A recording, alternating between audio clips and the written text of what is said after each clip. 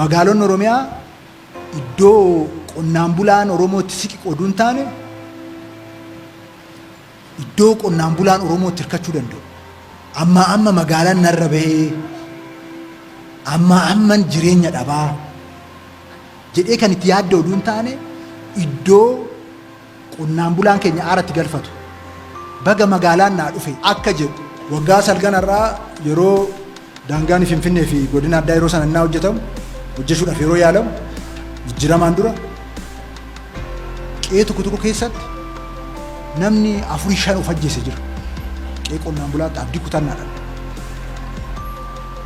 Sana keessaa magaalonni Oromiyaa bahanii manni ammayyaan as magaalaa Adaamaatti argitan qonnaan bulaa keenyaaf magaala ijaaru arguun kanaa olillee waan addaan jiru.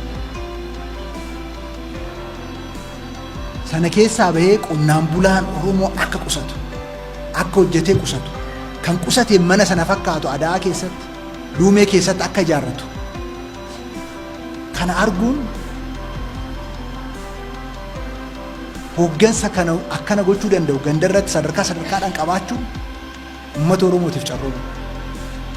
Ani akka nama dhuunfaa tokkotti kana arguu kiyyaaf personally I'm fulfilled.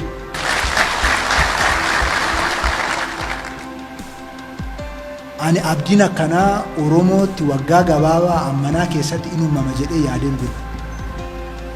Personally jecha. Manittii argitan sanaa olidha. Wanti mana sana duuba jiru. Hojiitu jira, dadhabbiitu jira, qusannaatu jira. Jireenya ofii fooyyessuutu jira. Ijoollee isaatti abdii haaraa saaqutu jira. Dhimmoota sila jennee poteenshaalota sila jenne sana jireenyatti jijjiirutu jira.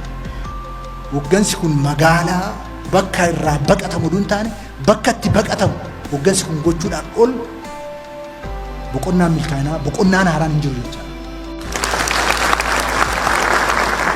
So hooggansa dinagdee jechuun isa Adaatti dhaqxanii argitan sana waan biraa jechuun miti. Waggaa 2-3 mana isaa ijaarseen fixa kan jedhu sun achitti qocarraa hojiitu uumamaa jira, achitti industiriitu uumamaa jira, achitti tiraaktaratu qe'ee keessatti dhaabbachuudhaaf deemaa jira, piikaappitu dhaabbachuudhaaf deemaa jira, waa hunda ta'uudhaaf deemaa jira. Kana gochuu danda'u jechuudha. Kana Oromoodhaaf hoo gooneefi waa hundi dhumata. Waan amma akkanatti argine kana immoo gochuu dandeenya. Waan addaa miti ijoolleen kun akkan argatan. Itti amananii hojjetan. So ganda san keessatti waggaa 2 keessatti namni hundumtu sadarkaa sana akka ga'u godhanii jennaan. Magaalonni Oromiyaa akka amma jalqabanitti itti deemanii jennaan. Uummanni Oromoon paartii badhaadhinaa filachuu isaa sirrii ta'a jechuudha. Paartii kanaaf aarsaa kaffaluu isaa, sirna kanaaf ijoollee isaa gabbaruun isaa sirrii ta'a jechuudha. Kabaja garee wayitiif, kabaja nama dhuunfaa wayitiif, kabaja qaama wayitiif oduun taane kabaja Oromootiif ta'uu isaa gaafas mul'ata jechuudha. Kanammoo hooggansi keenya akka gochuu danda'u agarsiisee jira.